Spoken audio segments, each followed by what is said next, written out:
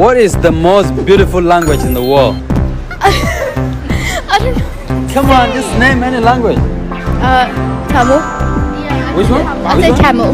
Tamil? Yeah, Why? because it's very hot when people talk in Tamil. Yeah. It's an interesting language.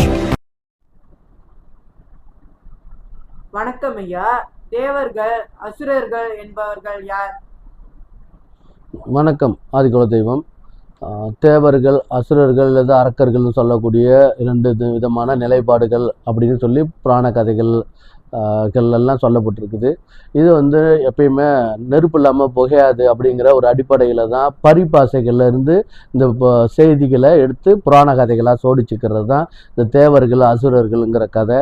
அப்போ அதோட உண்மைத்தன்மை என்ன அப்படின்னு நம்ம பார்க்கும்போது, மெய்ப்பொருள் என்ன அப்படின்னு பார்க்கும்போது, யாருக்கெல்லாம் மெய்ப்பொருள் அறிஞ்சிட்டா அதெல்லாம் நம்ம சொல்ல வேண்டிய அவசியமே இல்லை, புரிஞ்சிடும்.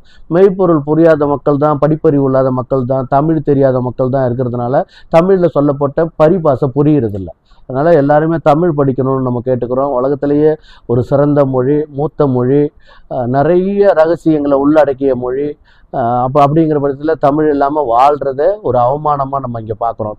தமிழர்கள்னு இருந்து தமிழ் தெரியல, தமிழ் படிக்க தெரியல, தமிழோடைய பொருள் புரியலை அப்படின்னா இங்கே அவங்க வாழ்கிறதுல அர்த்தமே இல்லை.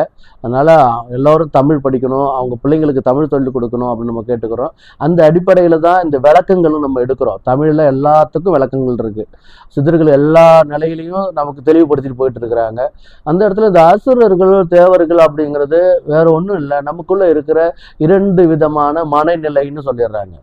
ஒன்று அரக்கர்கள் அசுரர்கள்ன்றது பிடிவாத குணம், நான் தான், எனக்கு தான் எல்லாம் தெரியும் அப்படிங்கிறது, எது எடுத்தாலும் எடுத்திருந்து பேசுறது, எல்லாத்தையுமே என்னால் முடியும்னு அடாப்பிடித்தனம் பண்ணுறது, இது வந்து அசுர குணமாகவும், தேவர்கள்ன்றது இல்லை எதுக்கும் நான் பொறுப்பு இல்லை, எல்லாமும் என்னை படைச்ச அந்த இறைவன் தான் பொறுப்பு, என்னை வழிநடத்துகிற என் தெய்வம் தான் பொறுப்பு அப்படின்னு ஒரு நிலைப்பாட்டில் இருந்து எல்லா செயல்களையும் செய்கிறவர்கள் தேவர்கள் அப்படின்னும். அதாவது நல்ல மனம், நல்ல எண்ணம், நல்ல சிந்தனை, ஒழுக்கம், நேர்மை, உண்மை, அறம், இதெல்லாம் செயல், தேவர்களுடைய செயல்.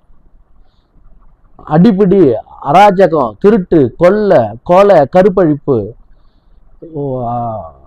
அதாவது வன்முறை, இதெல்லாம் வந்து அசுர குணம், அரக்க குணம்.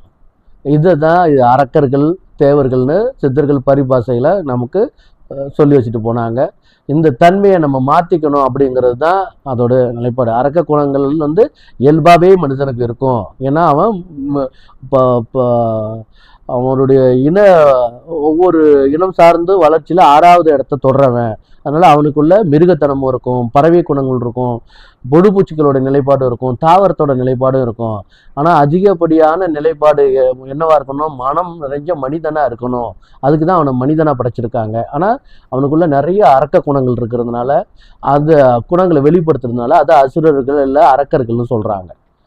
அந்த குணங்களை மாற்றி அவன் மனம் திறந்து, மனம்ங்கிறது 10வது வாசல், மனம் திறந்து 10வது வாசல் திறக்கும்போது அவன் ஒரு நேர்மையானவனா, உண்மையானவனா, ஒழுக்கமானவனா அவன் இங்கே பரிணாமிக்கிறான், மற்றவங்களுக்கு சொல்லி கொடுக்குறான், வழி நடத்துகிறான், வழி காட்டுறான். அந்த இடத்துல அவன் தேவர்கள் அப்படின்னு சொல்லப்படுறது.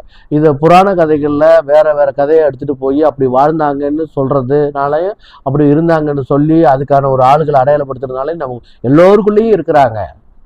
அவங்க அரக்க குணங்களை அழித்து தேவ குணங்களை வளர்த்துக்கணும் அப்படிங்கிறதான் சித்தர்கள் சொல்லி கொடுத்த அந்த நிலைப்பாடு. புராண கதைகள் வந்ததுனால எல்லாரும் குழம்பி போயிடுறாங்க, உண்மை நிலை புரிகிறது இல்லை. தொடர்ந்து பேசுவோம். நன்றி, வணக்கம்.